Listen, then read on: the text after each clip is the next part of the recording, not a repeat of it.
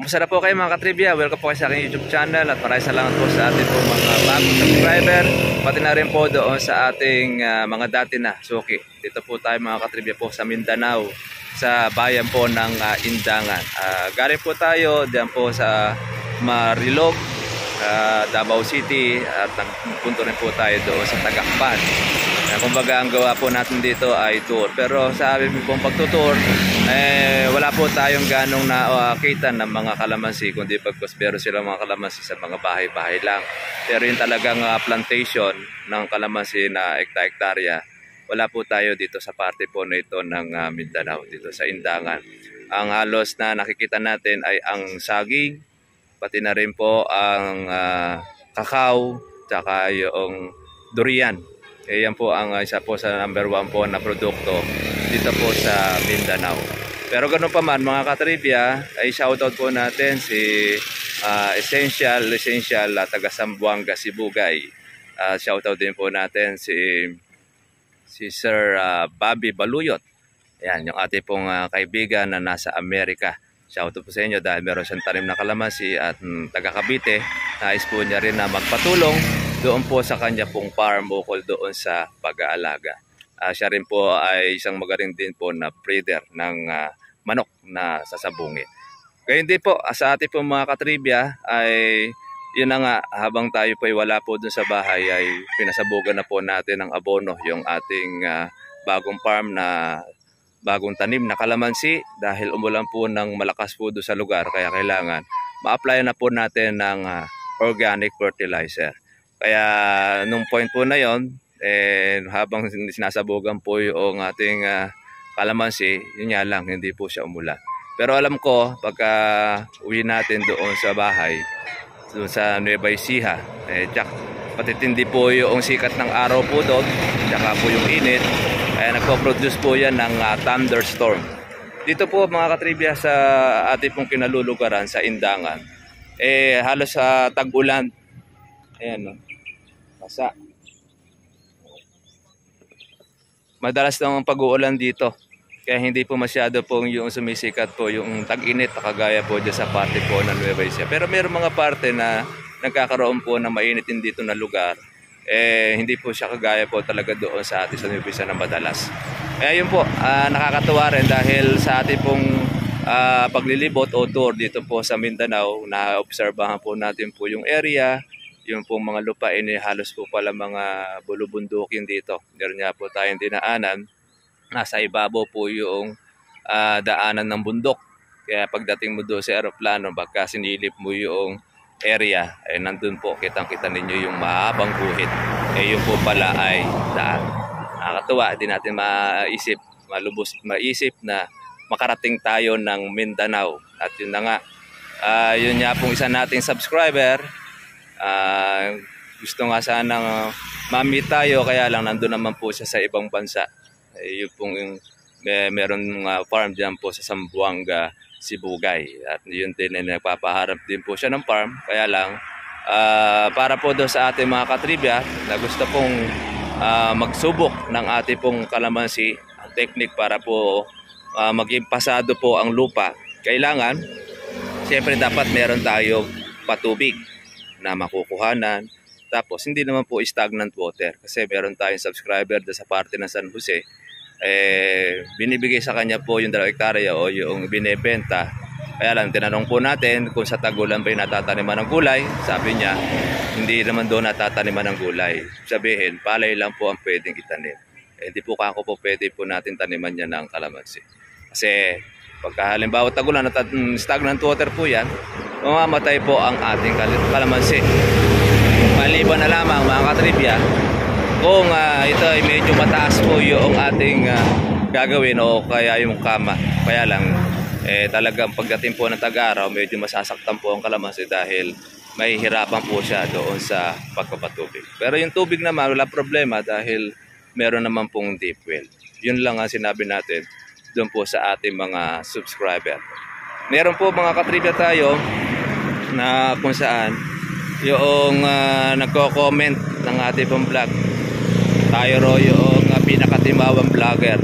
Sobrang pagkaingit naman po sa atin noong taon na yon. wala naman tayong ginagawa na naman pero galit na galit sa atin. Hayaan na po natin yung kumbaga doon siya masaya. Sabi ko nga, ayaw naman na niya ng ating pong channel, di wag siyang manood. Ang problema nga sa kanya, siya pa yung una-una pang nanonood. Ewan ko ba't gustong-gusto tayong panoorin. Gusto rin naman po tayong tuksohin. Yung gusto niya po niya tayong okrayin. At talaga pong ganon. Sabi nga po na isa nating subscriber, si Sir Bobby, ganun po kasi katribya, pagka sikat ka na, talaga kang madalas po dyan talagang ibabas ka. Totoo nga naman. Hindi naman po tayo ganun kasi hindi naman po tayo ganun kalaki yung ating channel. Pero bakit nagtsatsaga siyang manood dito po sa ating pong vlog? Manood po ng ating Kalamansi Trivia. Although na talagang hindi ko alam kung bakit siya galit na galit sa atin.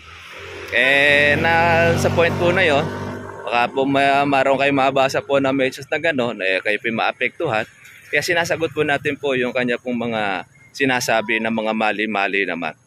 Kaya doon po sa ating mga ka-farmers, tuloy-tuloy lang po yung ating pong panonood at pagdating po natin dyan po sa Nueva Ecija, balik po ulit po tayo sa ating pagpa-farm. At siyempre, di pa rin po tayo nakakapagpapitas po ng ating kalamansi. Pero alam ko, 1,000 na rin po yung presyo per bag ng kalamansi natin dyan po sa Nueva Ecija. Although marami pong mga nagbinbin po ng pitas, iba ay dumilaw na, pero kaya hintay po ng presyo, iba naman na hindi naman po na siya natalo, di rin po naman nalugi, kumbaga katamtaman lang. Tayo rin mga katribi, meron na rin po dilaw yung ating kalamansi, pero okay lang kasi inabangan po natin po yung pagtaas ng kalamansi, talagang hihintay mo. Tsatsagain mo talaga, meron talaga siyang dilaw. Pero pagka mataas naman po ang kalamansi, nahahatak naman po siya ng presyo. Halimbawa, ang presyo ng berde ay 600 o 700 ng kamurahan. Pagka mahal po ang kalamansi, yun ang nagiging presyo po ng reject. Kaya sulit pa rin. Kaya lang iba, napipilitan po talagang mapitas dahil pagka 50-50 na yung kanyang kalamansi. Ang mahirap naman po doon kung wala kang pansunod. Tayo naman kasi meron naman tayo pansunod, kaya wala namang problema dahil lahat naman po ng ating kalamansi, mga katribya, ay meron pong buwan na mapipitas, hindi lang po ganun karami, at least lahat po ay batitikman po ang ating pong presyo. Dito tayo sa gilid po ng daan, nakatabi. Karina lang po tayo kararating, umulan. Kaya libot-libot lang po tayo. Hindi naman po tayo mga katribya na punta po ng mga palengke. At least para makita rin po natin yung area dito po sa Mindanao. At least na pag-aaralan po natin kung paano po yung pagpunta, paano po yung pagbiyahe, sakay sa aeroplano, hindi na po tayo magiging inosente.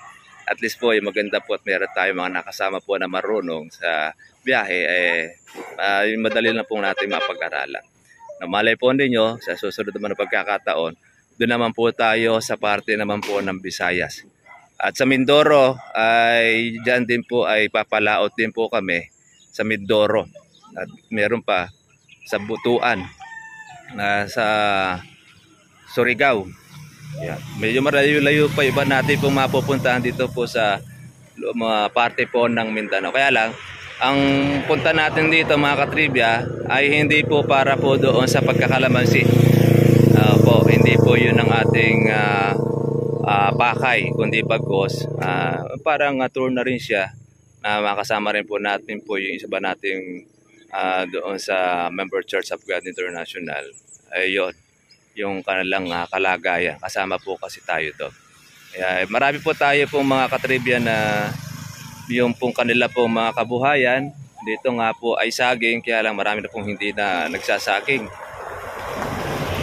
Tinatanong po nga natin, ilan natin mga kasama po dito ay bibihira po ang kalamansi. Kaya pati rin po yung pala hindi rin gaano masyado dahil pulupundukin. Kaya wala pong halos gaano po ang trabaho rito sa parte po ng Indangan. Doon naman po sa ating pong pinuntahan, doon sa Marilog, puro kakawati naman. Kaya doon sa daanan, sa halip na palay po ang nakabilad, bunga po ng kakao ang kanilang nakabilad doon. Dahil meron na po pala kasi doon planta ng kakao o yung tsokolate. Lahat po ng kanila pong mga inaani, doon po ang punta sa parte po na yung mga katribya ng Marilog. Okay po.